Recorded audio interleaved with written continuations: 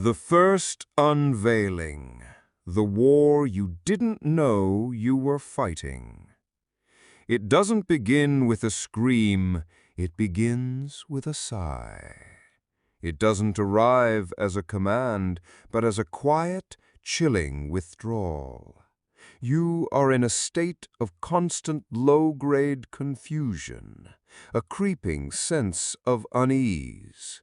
You find yourself apologizing, but you don't know for what. You feel yourself walking on eggshells, but you cannot see the shards of glass at your feet. You are, initiate, inside the velvet cage. This is the subtle, often invisible prison constructed by the artful manipulator. A prison whose bars are not forged from steel, but from your own empathy, your own desire for harmony, your own guilt. You have been trained to see manipulation as overt, as the clear villainy of the tyrant. Seduction Noir is here to tell you that the most potent, most insidious forms of control are whispered, not shouted. They are enacted with a gentle smile, a single weaponized tear, a silence that speaks with the crushing weight of an unspoken judgment. Today, we begin a three-part descent into the art of female psychological warfare. This is the first unveiling of the Siren's Cipher. We will deconstruct the foundational weapons, the subtle arts of the everyday emotional assassin. What you learn here is the essential first step, for to remain blind to these tactics is to remain a willing, unknowing slave to them, your emotional state a puppet dancing on strings you cannot even perceive. This gnosis is your liberation. 2. The architecture of ambiguity, her primal battlefield. You must first understand the terrain of the war. While the primal masculine often defaults to direct, overt aggression to negotiate status, the evolutionary blueprint for the feminine favored a different path, a path of indirect, relational aggression. Open conflict carried too high a cost.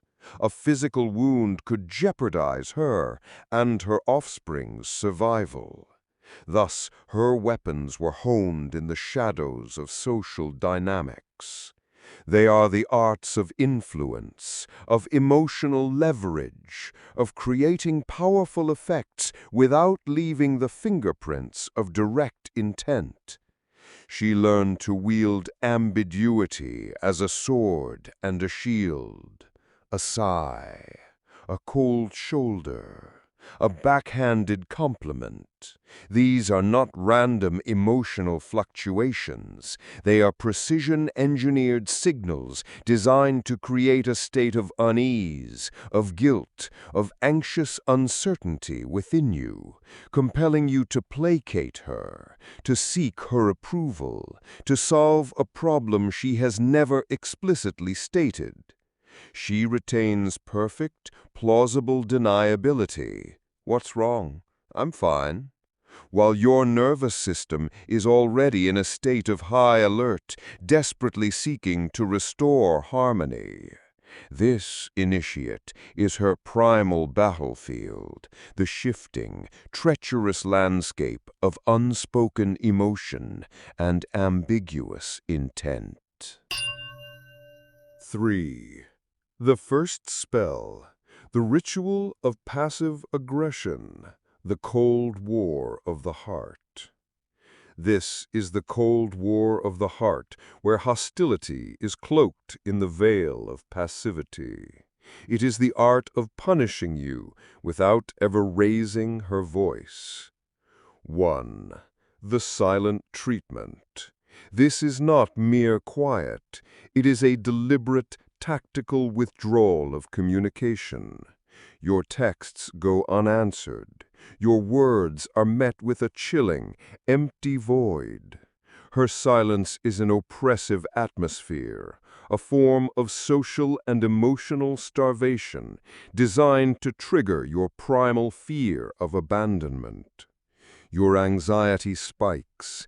You begin to question yourself, to replay your every action, desperate to identify your transgression. Inevitably, you break, offering apologies, concessions, anything to end the torment of her silence. She has won without ever uttering a single command. 2. The backhanded compliment. This is a blade dipped in honey. It's so brave of you to wear that shirt. I'm so glad you're finally spending time with me instead of your friends. The praise is the vehicle, the criticism is the payload. It is designed to subtly undermine your confidence, to plant a seed of inadequacy while maintaining the facade of affection. 3. Strategic procrastination and sabotage. You ask her to do something. She agrees with a sweet smile and then forgets. Or she does it, but with a calculated incompetence that ensures you will have to fix it or simply never ask again. This is a rebellion disguised as helplessness, a no delivered through action rather than word. Recognize this ritual initiate. It is a test of your frame. Does her cold silence cause you to scramble, to plead, to chase? Does her subtle barb make you defensive and insecure? Or do you meet it with amused, sovereign mastery? This is not a flaw in your perception. It is a real, tangible form of warfare. If the revelation of these individual tactics already feels like a key unlocking 1,000 confusing memories, command the like button now. Acknowledge the gnosis, but know this, initiate. Recognizing the individual skirmishes is not the same as understanding the war. Have you ever felt that these seemingly random acts of passive aggression felt coordinated, almost like notes in a larger, unseen symphony of control? Share your gnosis of this unsettling pattern in the comments below. Your intuition is leading you to a deeper, more terrifying truth. The second spell.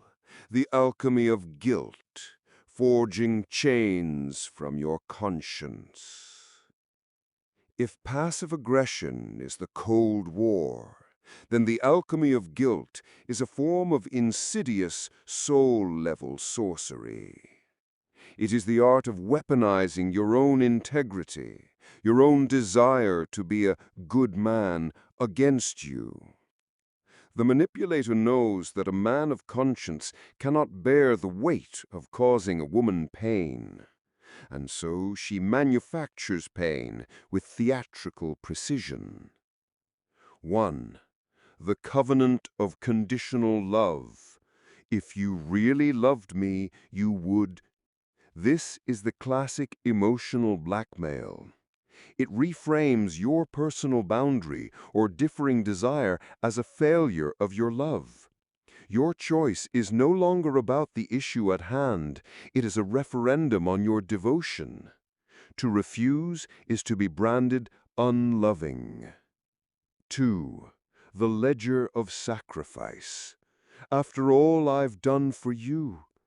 Here she presents a meticulously curated ledger of her past sacrifices, her favors, her emotional labor. She positions herself as the perpetual creditor, and you the indebted servant. Any refusal to comply with her wishes is framed as a shocking act of ingratitude, a violation of this unspoken debt. 3. The martyr's lament. Don't worry about me. I'll be fine. I always am. Delivered with a sigh of profound weariness, this is the masterstroke of the performative martyr. It is not a request, it is an accusation cloaked in self-pity. It is designed to ignite a firestorm of guilt within you, to make you feel like a callous brute for even considering your own needs when she is so clearly, so nobly suffering. And what is the cost of remaining blind to this alchemy, initiate? What happens when you consistently yield to this manufactured guilt? You surrender your sovereignty. You begin to make decisions not from a place of authentic will, but from a desperate need to avoid the crushing weight of being labeled the bad guy. Your internal compass is shattered, replaced by a frantic external orientation towards her emotional state. You cease to be her partner. You become her emotional caretaker, forever indebted, forever apologizing, forever trapped in a prison whose bars are forged from your own hijacked conscience. The cost is not just your peace of mind, it is your very soul. Seduction Noire exists to arm you against this fate. The third spell, the theater of weaponized vulnerability, the tyranny of tears. Now we descend to a deeper, more potent form of sorcery, the theater of weaponized vulnerability. This is where the manipulative artist reaches her zenith, transforming her own perceived fragility into an unassailable weapon of dominion. 1. The nuclear option, strategic tears. You are in a confrontation. You have the facts. You hold the logical high ground. You are about to hold her accountable for a genuine transgression. And then it begins. Her eyes well up. Her voice cracks. A single perfect tear traces a path down her cheek. The argument is over. Your resolve evaporates, replaced by a confusing cocktail of pity and guilt. You have just been neutralized by the most ancient and devastatingly effective weapon in the feminine arsenal. These are not always the tears of genuine hurt. They are often the tears of a cornered strategist deploying her ultimate escape mechanism. 2. The damsel's gambit, feigning helplessness. She suddenly cannot open the jar. She is hopeless with technology. She is too scared to handle a simple confrontation. This performance of incompetence is a subtle power play. It forces you into the role of the capable rescuer, the strong man. While this may flatter your ego initially, it establishes a dangerous precedent. You are responsible for her reality. Her problems become your problems to solve. 3. The wounded bird narrative. She expertly weaves a tapestry of past traumas, the cruel exes, the unloving parents, the harsh world that has wounded her so. These stories, delivered with poignant vulnerability, are designed to elicit your deepest protective instincts. But this narrative becomes a shield. Any attempt to hold her accountable for her own toxic behavior is met with a devastating counter. How could you say that, knowing what I've been through? Your legitimate grievance is reframed as another act of cruelty against a perpetual victim. Your compassion has been weaponized. These are not mere emotional moments, initiate. This is a sophisticated, often unconscious form of psychological theater. The mainstream world will tell you to meet this with more empathy, more comfort, more surrender. Seduction Noir offers you a different path, a path of sovereign discernment. We teach you to distinguish the genuine cry for connection from the strategic tear of evasion. The journey to mastering this level of perception is arduous, reserved for those who truly seek to command their relational reality. The deepest arts of frame control and atmospheric warfare, taught only within the cathedral's inner sanctums, are the true antidote to this potent sorcery. The Obsidian Shield, the path to Counter-Sorcery. Passive aggression, the alchemy of guilt, the theater of vulnerability. You now see the threads of this velvet cage. You recognize the subtle poisons, the individual weapons. This awareness is your first piece of obsidian armor. But recognition alone is not dominion. You have seen the daggers, but do you see the hand that orchestrates them? The deepest, most chilling truth is that these tactics are rarely deployed in isolation. They are often notes in a larger, more sinister symphony. A predictable, sequential campaign designed to systematically dismantle your psychological frame and forge an unbreakable trauma bond. To understand this grand deception, to see the full 5-phase war plan that begins with intoxicating love and ends in soul-level enslavement, this is the next, more terrifying layer of gnosis. This is the knowledge that separates the perpetual victim from the sovereign general who can see the entire battlefield. What is the single most powerful question this gnosis has raised within you? Is it, how do I defend against this? Or is it the deeper, more terrifying question, have I already been a victim of this campaign without even knowing it? Your honest answer is the key to your next initiation. This path of gnosis is not for the faint of heart. It demands courage.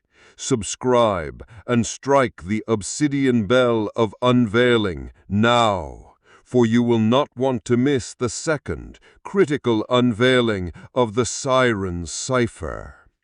In our next transmission, we will deconstruct the grand deception, the secret campaign that enslaves a man's soul. We will map the entire 5-phase cycle from love bombing to discard, revealing the architecture of addiction that has trapped countless strong men. You have learned to see the individual battles. Now you must prepare to understand the war.